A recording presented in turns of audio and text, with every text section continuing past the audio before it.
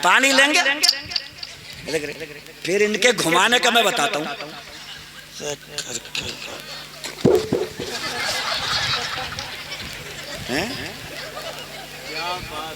कहाँ लिखा हुआ है ये पूरा जो घुमा दिया सिस्टम तुमने, कहाँ लिखा हुआ है? पूरी पूरी रात हो रही है।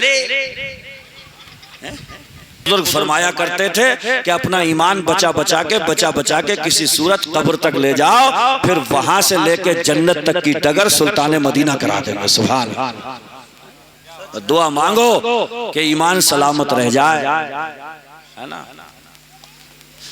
निकलने के रास्ते मत सीखा, सोचा करो, डटो, थोड़ा सा मैदान में उतरो, है ना। ये जलसे भी यही बताने के लिए हैं। ये सुन के नारा लगाने ला बड़ा आसान है कि नेज़े पे बुलंद होकर के हुसैन कुरान सुना रहे थे, नारा लग गया, जज्बाती हो गए, नारा तकबीर अल्लाहु अकबर। लेकिन उसी कुरान के साथ में हमारा रवैया क्या है, इसे बैठो, सोचो, गौर करो। अगर गलत रवैया है तो उसे बदलो। अगर हुसैन नेज़े पे बुलंद होकर कुरान पढ़ सकते हैं तो हम अपने घरों में अपनो अमान में रह करके कुरान क्यों नहीं पढ़ सकते?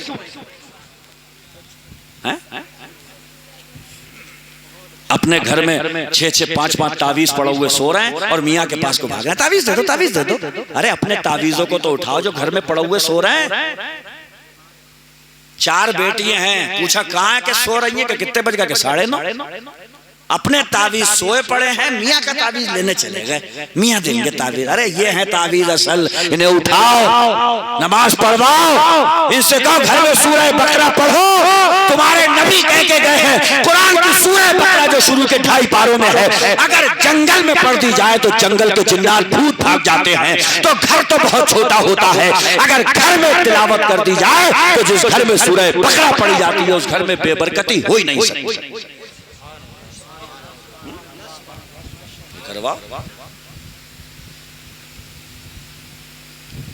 अप टू डेट ज्यादा मत हो,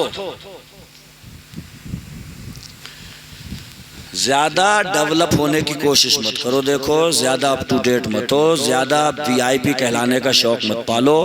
बड़े बड़े वीआईपी कब्रों में समा गए। मौला कायनात मौला अली कब्रिस्तान पहुंचे, इरशाद फरमाया कब्र वालों क्या हाल है। तो वो आवाज आई है कब्र से, कफन फट गए, हड्डियां गल गईं, माल कमा के जो वारिसों को दे के आए थे वो खर्च कर रहे हैं, हिसाब हमें देना पड़ रहा है यहाँ पे। तो उसी कब्र से मुर्दे ने पूछा था अली तुम बताओ उधर का क्या हाल है। तो हजरत अली ने कहा था तुम्हारी बीवियों ने दूसरे निकाह कर लिए, तुम्हारी जायदादें बट गईं, तुम्हारी औलादों को तुम्हारे बगैर रहने की आदत पड़ गई। कब्रें बैठ गईं, तख्ते गल गए, निशान मिट गए, पता नहीं कहां दफनाया था। चंद दिनों का झमेला है, ज्यादा उछल कूद की जरूरत नहीं है। अल्लाह तौफीक दे तो रात के अंधेरे में उससे ये तौफीक मांगो, ए अल्लाह मुझे वैसा बना दे जैसा मैं तुझे पसंद आ जाऊं, तेरे महबूब को पसंद आ जाऊं, करबला के हुसैन को पसंद आ जाऊं। अल्लाह रसूल की निगाह में पसंद आ गए तो इंशाअल्लाह यहां भी कामयाब है।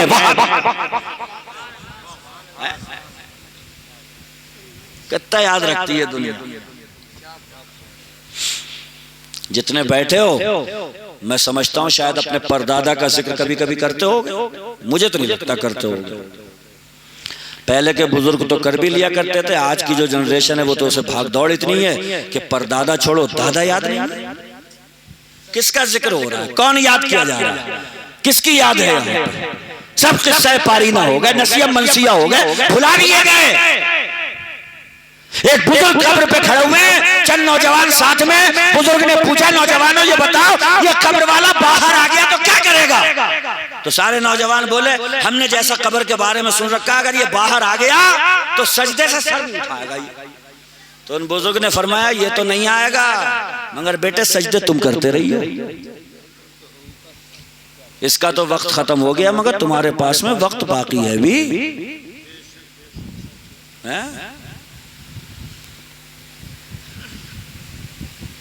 यही मिजाज करबला भी है। 9 मुहर्रम की शाम में नक्कारा बजवाया था इब्ने साद ने, कहा था मारो इन्हें, हमला करो इन पर। तो हज़रत इमाम हुसैन ने हज़रत अब्बास लमदार से कहा था कि भाई पता लगाओ क्या मामला है। तो गए थे तो पता ये हुआ कि हमला बोल रहे हैं, ये तो हल्ला बोल रहे हैं। तो मेरे हुसैन ने कहा था अच्छा जब पेश आने वाली चीज़ पेश आना ही है तो फिर एक रात का मौका और दे दो। तुम खूब जानते हो मेरे बारे में मुझे कुरान की तिलावत का कितना शौक़ है, मुझे इस्तिग़फ़ार से कितना शौक़ है, मुझे रब की बारगाह में दुआ करना कितना प्यारा लगता है, ये तुम सब जानते हो। मैं जिस माहौल में पला हूँ, जिस वातावरण में मेरी तरबियत हुई है, मैंने अपनी अम्मी को सजदे करते हुए देखे हैं लंबे लंबे, मैंने अपनी अम्मी फातिमा ज़हरा को दुआएं मांगते हुए देखा है, मैंने अपने बाबा जान हज़रत अली की पिंडली में वो तीर छिड़ा था, नमाज में गए निकलते हुए देखा, अली को पता लगते हुए भी नहीं देखा है। तुम्हें खूब पता है मैंने अपने नाना के लंबे लंबे क़याम देखे हैं। बड़ा शौक है मुझे इबादत करने का, बड़ा शौक है मुझे कुरान की तिलावत का। एक रात का मौका और दो ताकि हुसैन और हुसैन के घर वाले आज दिल खोल के अल्लाह की इबादत कर लें, कुरान की तिलावत। और ये वो चीज पेश आना थी सुबह को जिसके बारे में दूध पीते के जमाने में बातें मशहूर हो गई थी। और दूध पीता तो छोड़ो, हुजूर दुनिया में आए भी नहीं थे। 300 साल पहले हुजूर के आने से हुसैन की शहादत की खबर दुनिया में इंसानों और जिन्नात में मशहूर हो गई थी। एक पत्थर के नीचे ये लिखा हुआ मिला था, अतरजु उम्मतुन क़तलत हुसैना शफाअत जद्दिही यौमल हिसाबी। हुसैन के कातिल भी ये उम्मीद लगाए बैठे हैं कि उनके नाना मैदान महशर में उनकी शफाअत कर देंगे। ये हुजूर के आने से 300 साल पहले मेरे हुसैन आली मकाम की शहादत की खबर जिन्नात में मशहूर हो चुकी। उन्हें खूब पता था कि करबला की जमीन हमारे खून से रंगीन होना है, उन्हें खूब पता था कि तलवारें चमकना है, उन्हें खूब पता था कि नेज़े भाले अन्य आपस में टकराना है, उन्हें खूब पता था कि 22,000 और 72 का कोई मुकाबला नहीं है। मगर बड़ी तसल्ली, बड़े करार, बड़े सुकून, बड़े इत्मीनान के साथ में उस रात में कुरान की तिलावत भी हो रही है, अल्लाह की इबादत। ये है मिजाज करबला कि कितनी सख्तियों में घिर जाओ मगर सजदा मत भूलो, अल्लाह की इबादत मत भूलो, परवरदिगार आलम को मत भूलो। ये है दरसे करबला, ये है सबक़े करबला, ये है पैगाम हुसैन, ये है पैगाम करबला।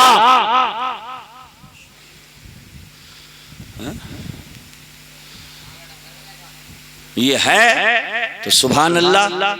और अगर इससे भटक गए हैं, दूर हो गए हैं, तो याद रखिएगा एक दिन थक जाओगे, गिर जाओगे, पता लगेगा हासिल वसूल भी कुछ निकला नहीं। तो इसलिए अक्लमंद आदमी वही है कि यहाँ पे रह कर के वो सोचे कि मुझे जाना कहाँ पे है, वह जरूरत किस चीज की पड़ना है, उसकी तैयारी में रह कर के यहाँ पे लगा रहे। समझ रहे हो? हाँ। बारिश की वजह से मैंने सुना बड़ी जल्दी जल्दी चलाया ये प्रोग्राम है। हाँ, अब बारिश भी हुई नहीं। अब मैं इधर को देख रहा हूं तो ये उधर को मुंह कर ले रहे हैं, कह रहे हैं बोलते रहो, बिल्कुल रिस्पांस नहीं दे रहे हैं। 2 ही पढ़ी हैं और पढ़ोगे अभी। हाँ, 1:30 बज गया है। अरे कौन सी मेहंदी ऊंधी बयान करी जाए, है ना। 1-2 जख्म नहीं सारा है। इन्हें भी डर है, मिंबर रसूल पे बैठे हैं, अगर इन्होंने हक छुपा लिया तो हदीस शरीफ में हुसैन के नाना कहते हैं कल क़यामत के दिन लोहे की जलती हुई लगाम तुम्हारे मुंह में डाली जाएगी। इसलिए मेरी उम्मत को हक बता के आना, ये जिम्मेदारी है इनके गलों पे, इनकी जबानों पे। इसलिए ये बता रहे हैं आपको, है ना। हाँ, मैं जहानाबाद साइड में गया था तो मुझसे बोले कि इस मौजू पे नहीं बोलोगे, तो मैंने कहा क्यों? तो बोले एक मौलाना आए थे, हमने हजरत उन्हें पत्थरों से चुचिया दिया था। तो मैंने कहा शर्म भी नहीं आई, तुम मौलाना कोई पत्थरों से चुचिया रहे हो? बताओ यार, दीन की तबलीग आसान काम थोड़ी है, पत्थर भी खाना पड़ेंगे। ताइफ भी गए थे, ताइफ मेरे हुजूर क्या बात कहने गए थे, ये पेशानी अल्लाह ने बड़ी बावकार अता फरमाई है, इसकी इज्जत मत लुटवाओ। किसी एक का रहने दो इसे, सारे संसार का जो पैदा करने वाला है बस उसी के सामने झुके, ये इसका वकार मजरू ना हो। इतनी तो बात कहने गए थे, कितने पत्थर मारे थे, लहूलुहान कर दिया था। तो आप क्या समझ रहे हो, हक बात पे सामना नहीं होगा? अरे हक ही तो होता है जिसकी खातिर इंसान को क्या क्या करना पड़ता है। मुल्ला अहमद जीवन का नाम सुना है? मुफ्ती साहब, नूरुल अनवार किताब चलती है अपने मदरसों में, नूरुल अनवार, मुल्ला अहमद जीवन रहमतुल्लाह अलैह, बड़े बुजुर्ग गुजरे हैं, बड़े पाए की हस्ती हैं।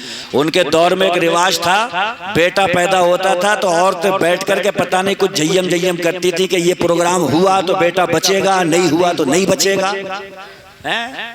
मुल्ला अहमद जीवन, सुभान अल्लाह, नूरुल अनवार जिन्होंने किताब लिखी हो, वो ये खुराफात कैसे बर्दाश्त कर सकते थे? तो उन्होंने कहा कि ये बताओ कि अगर तुमने अपना ये प्रोग्राम कर लिया और मेरा बेटा उसके भी बाद मर गया तो ये खुराफात छोड़ दोगी तुम? तो औरतें बोली ठीक है हम छोड़ देंगे, अगर इस प्रोग्राम के बाद भी अगर तुम्हारा बेटा मर गया तो आज से ये काम हम छोड़। उधर वो औरतें प्रोग्राम में लगी थी और इधर मुल्ला अहमद जीवन रहमतुल्लाह अलैह बारगाह इलाही में हाथ उठा हुए, ए मौला मुझे नहीं जरूरत है, नहीं चाहिए ये बेटा, ले ले इसे वापस, तेरे नबी की उम्मत गुमराह हो जाए, इससे तो बेहतर ये है कि ये औलाद जो मुझे मिली है इसे वापस तू अपने पास में बुला ले। उनकी दुआ कबूल हुई, अल्लाह ने बेटे को ले लिया, मौत दे दी। तब जाकर के उन औरतों ने तौबा करी कि आज के बाद से हम ये खुराफात नहीं करेंगे। आप क्या समझ रहे हो, दीन और हक पहुंचाने के लिए औलादों की कुर्बानियां तक देना, तो ये तो पत्थर है, ये तो गालियां हैं, औलादें कुर्बान करना पड़ती हैं। अरे यार सबसे बड़ी मिसाल ये करबला ही तो है, जिनसे निकाह हराम है उनसे निकाह हलाल कर रहा था यजीद, शराब पी रहा था यजीद, अपनी महफिलों में बैठ के नमाजें छोड़ रहा था यजीद।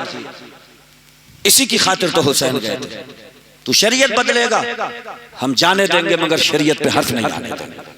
हम अली असगर देंगे मगर शरीयत में बिगाड़ पैदा नहीं होने देंगे। हम अली अकबर दे देंगे मगर शरीयत का चेहरा मस्ख नहीं होने देंगे। हम औलो मोहम्मद देंगे मगर तख्ते इस्लामी की आबरू लुटने नहीं देंगे। हम अब्बास लंबरदार दे सकते हैं लेकिन दीन के चेहरे को बिगड़ता हुआ नहीं देख सकते। ये सब कुर्बानियां इसीलिए तो थी। अल्लाह करे कि हमारी समझ में भी वो आ जाए समझ में जो हक है और सच है। और मौला ताला हम सबको तमाम खुराफात से महफूज रख के उस रास्ते पे रखे जिस रास्ते पे मेरा हुसैन चल रहा है, हसन चल रहे हैं, अहले बैते अथार चल रहे हैं। अहले बैते अथार का दामन थामो, कुरान का दामन थामो, हदीस रसूल को अपना रहनुमा बनाओ, रसूलुल्लाह की जिंदगी को अपना आइडिया बनाओ। एक मुसलमान के लिए सबसे बड़ा सरमाया ये। हमसे कह रहे हैं मौलाना तुम सीधे आदमी हो। हमने कहा ये तूने फटे हुए क्यों पहनी? तो कह रहे यार तुम सीधे हो। मैंने कहा क्यों? बोले फटे हुई नहीं है, ये फैशन है। मैंने कहा फैशन है तो मैंने क्या सस्ती मिली होगी? बोले कतई सीधे, यही तो महंगी है, जो सही होती है वो सस्ती है, ये जो फटौवी है यही तो महंगी है, इसी फटौवी के तो पैसे हैं। अब बताओ क्या होगा? हदीस शरीफ में आता है आका फरमा के गए कि जो फटा हुआ कपड़ा पहनता है, फटा हुआ कपड़ा पहनने की वजह से नहूसत आती है, और कपड़ा फटा हुआ हो पेबंद लगा लो तो बरकत आती है।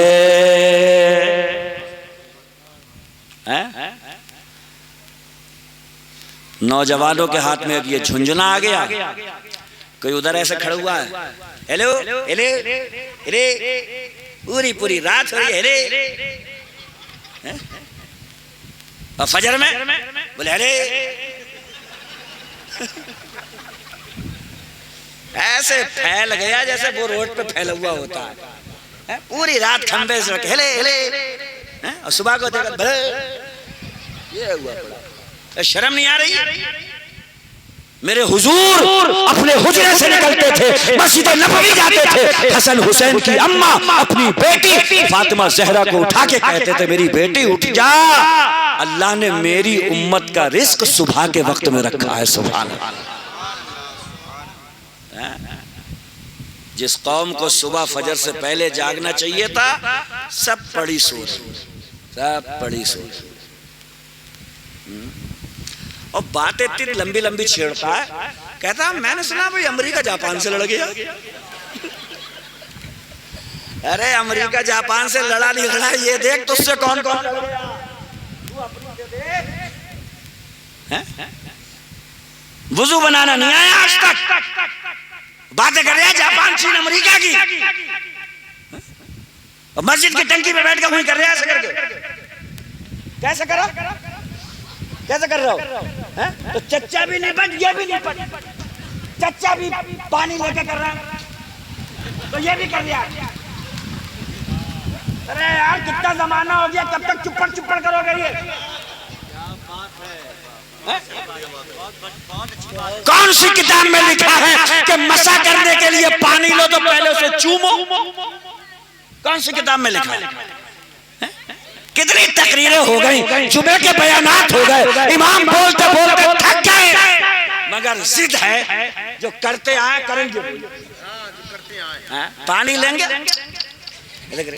फिर इनके घुमाने का मैं बताता हूं।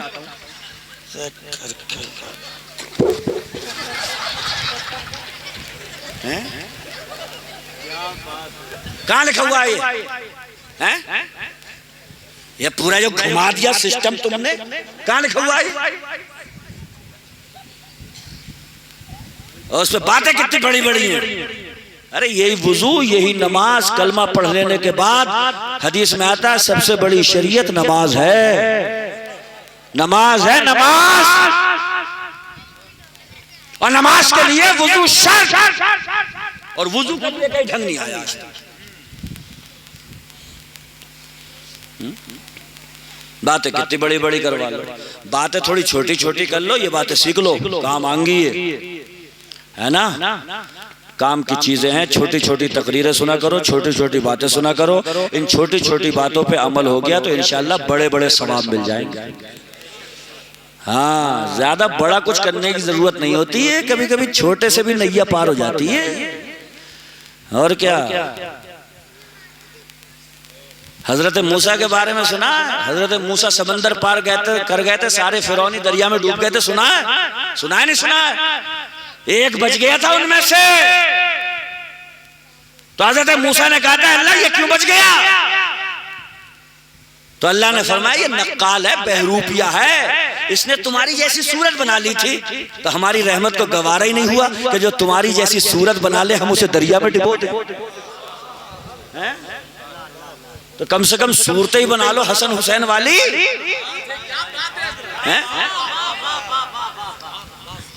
रोड पे खड़े होके इतना इतना कूद गया, या अली,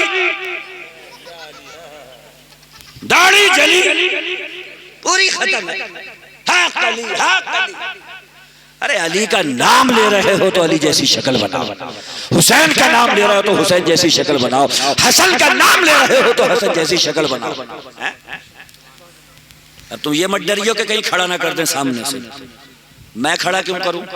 तुम खुद अल्लाह से तौफीक मांगो, या अल्लाह हमारी शक्लें वैसी कर दे जैसे शक्ल तेरे नबी की थी। सुभान अल्लाह, हैं?